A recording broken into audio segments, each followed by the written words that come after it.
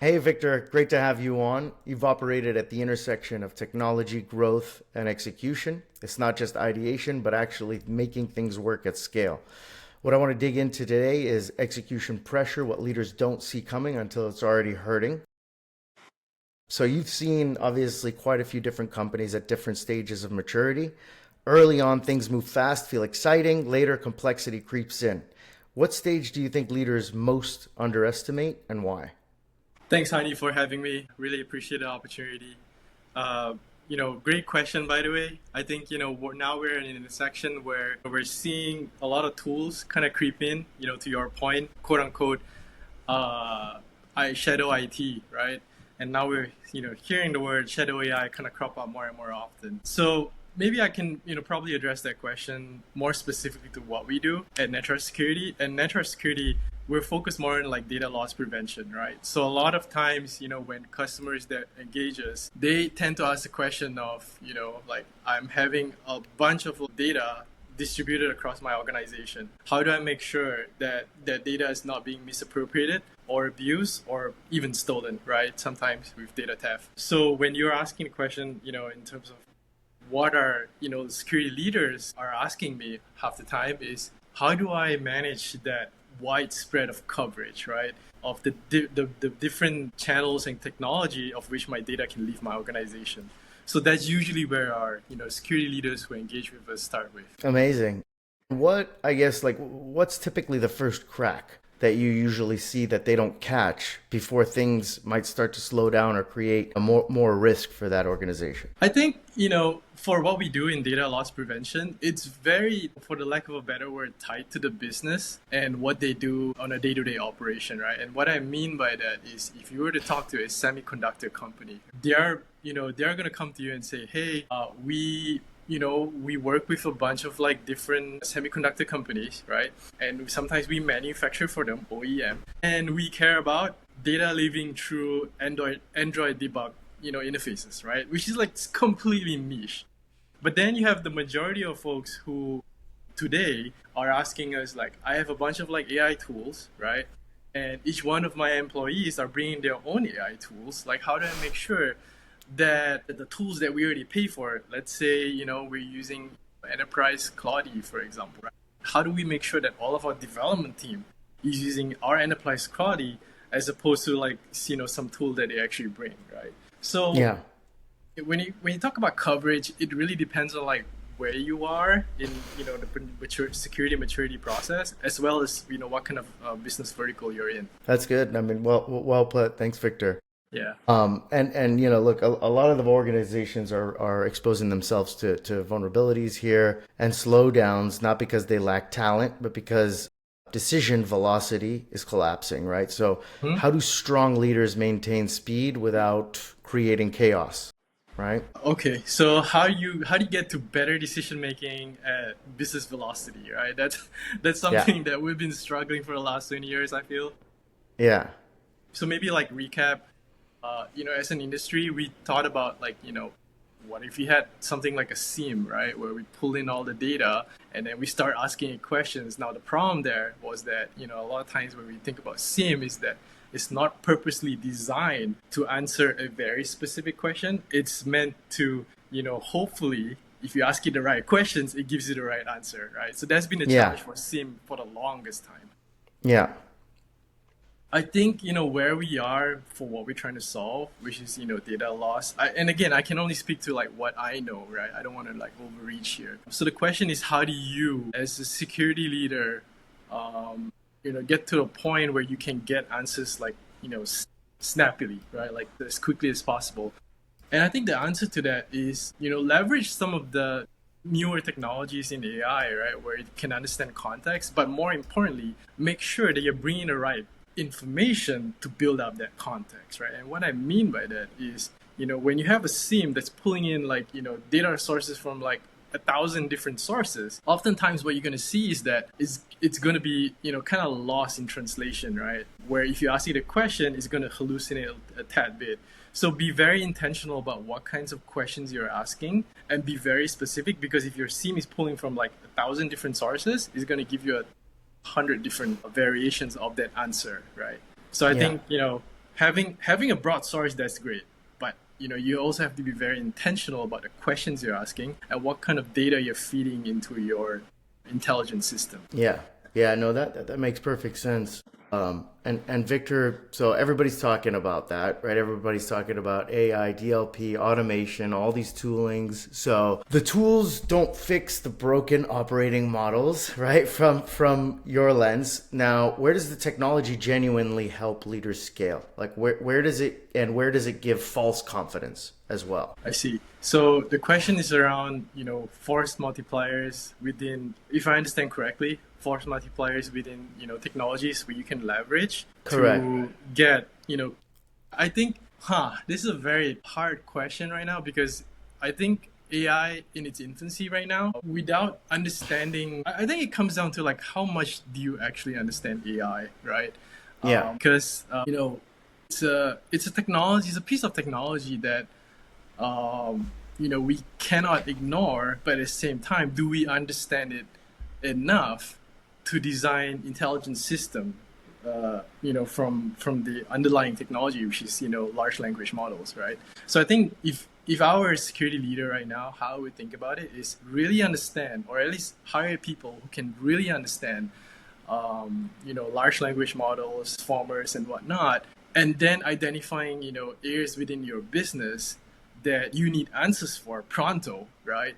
And then combining both understanding of the underlying technology, the business that you're trying to solve, and then, coming up with designing an architecture or system that best answer that one specific, pain point that you have, right?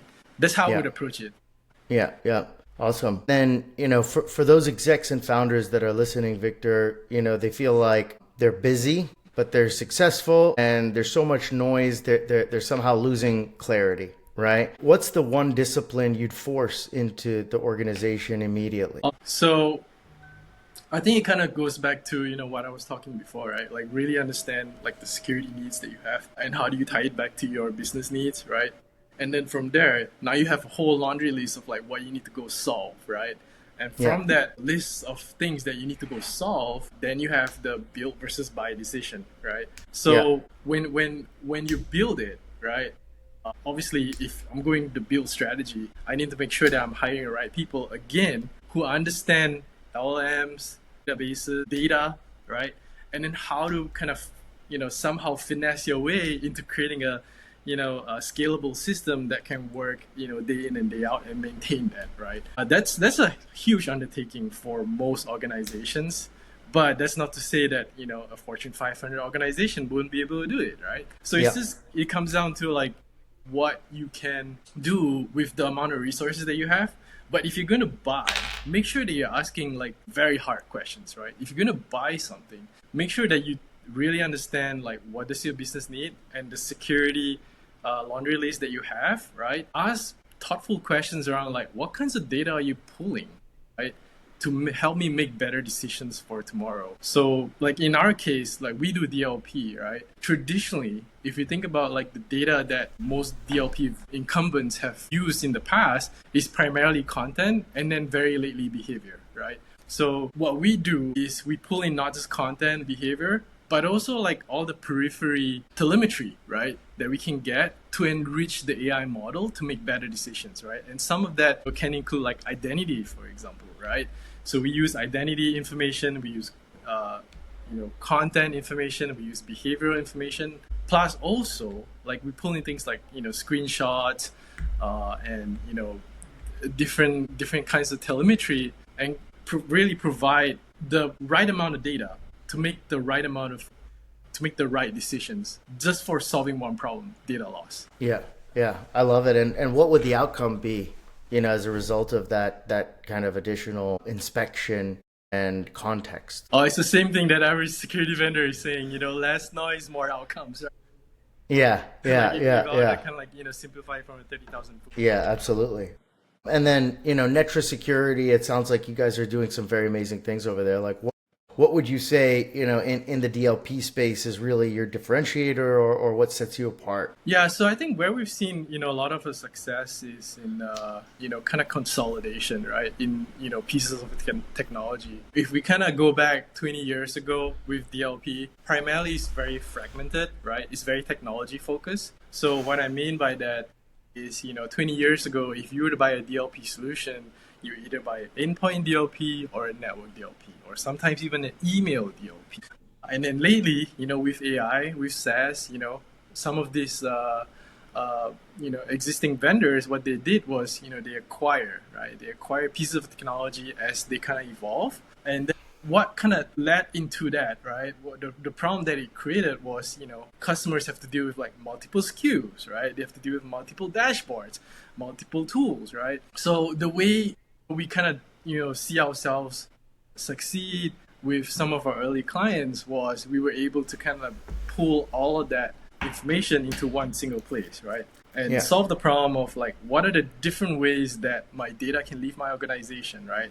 And then use one vendor to solve all of that. Yeah, I love that. I mean, do you have any examples of like certain tools, or a consolidation use case that we can kind of like point to reach out to you in case maybe they're seeing the same thing, right? Yeah, absolutely. A lot of our clients, when they come to us, they say, hey, I have like a Microsoft E5, that's kind of, data classification for my cloud resources and managing some of my DLP. But then I also have like my non-Microsoft stuff that I'm using. Let's say, I don't want to like name competitors here, but I'm using another solution for my endpoint or network DLP, right? And a lot of times where we've seen success with was they looked at us and they said, hey, you can solve all three of those gaps, right? Like, why not just have one vendor manage that all in one portal and have my data loss or data handling policies all managed within one single platform, right? And have it consistent across, three different pieces of technology. So I think that's where we've seen initial success with. Yep. In terms No, of that like makes simplifying that, what we would call data exfiltration fabric, right? Yeah, yeah, I love that. And Victor, I mean, maybe I should have started with this, but a little bit about your journey. I'd love to hear kind of what led you to this, and maybe at what point along the line did you realize that AI was really more of a fundamental shift, right? Versus, I mean, give me your perspective on AI and what led you to basically, get to this point at the end of the day. That's a great question. So I've been in data security. I've been in security for about 25 years. Data security specifically for 10 years. I was in a startup called Harvest.ai, where what we did was provide data classification and user behavior analytics way back when machine learning was like at its infancy, right? So we're talking like recurring neural networks. We're talking about forests, very basic like machine learning before AI was even a thing. Right? And this was in 2016, actually 2015, when I joined Harvest AI as a director of security over there. Fast forward 12 months, we were acquired by AWS. Now that service or that acquisition is a service that we affectionately come to know as AWS Macie. So AWS Macie is the only data classification service for AWS today.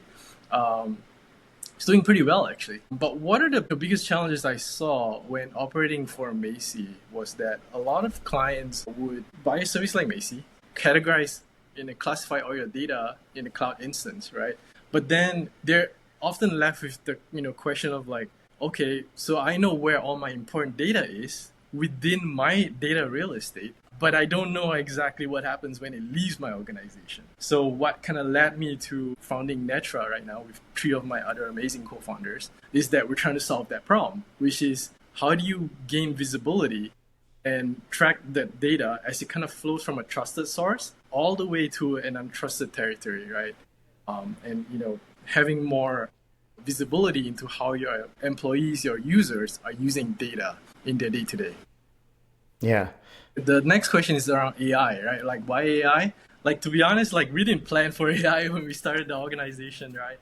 Yeah. We, much like, every other, person working with AI, we kind of saw the potential there and we said, hey, what would happen if we ran like, very, bite-sized experiments, right? Where we kind of threw in like as much information as possible, where we threw in like context, data context, content, behavior, and like identity. And then lo and behold, it's able to construct like extremely powerful narratives that say like, hey, Vic's trying to send a whole bunch of data that doesn't look like it belongs to him. It belongs to the organization. And then now we're starting to see like, hey, it's solving like extremely difficult problems, right? So back to what you were asking before, when I talk to security leaders, what is the biggest questions that they have? I often lead with like, what is the biggest problem that you have right now, right? How do you go about solving it today? If you're doing it with a sim, it's probably going to be painful. We just alleviate that problem like a whole much more. Yeah.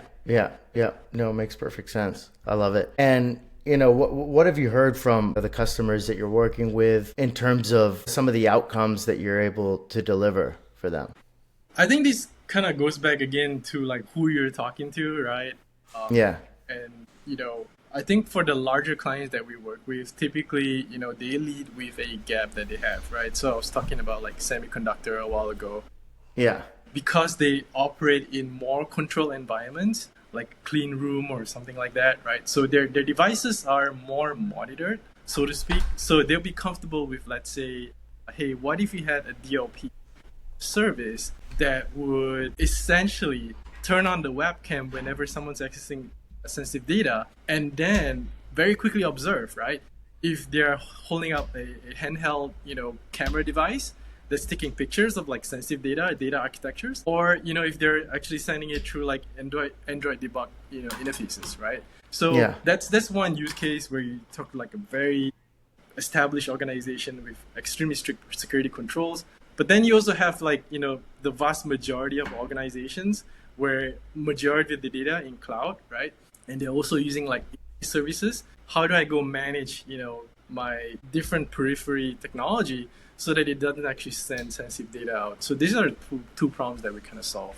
Awesome. I love it. Very effective. And Victor, we're in the new year now. So what are some goals, ambitions that Netra Security is looking to deliver or achieve in this next year? Yeah, I mean, so two goals that we're kind of looking at right now is one, obviously, to acquire more design partners, right? Like people who are willing to work with us in kind of solving the next, I would say, like a long-standing problem within data loss prevention, right? Which is, how do I get to, really preventing like insider risks or, insider threats, right? And, kind of work with us through like the kinks of AI, so to speak. And coming up with like better informed decisions, right? And the second is around fundraising. So I have, thankfully I have another, co-founder that's focused on fundraising. So yeah, these are the two main things that we're kind of focus on for the next year. Awesome. It sounds like some exciting times. So very, very focused, very, very practical. And thank you, Victor, for your time. This was awesome. It was grounded and very real. So I appreciate that.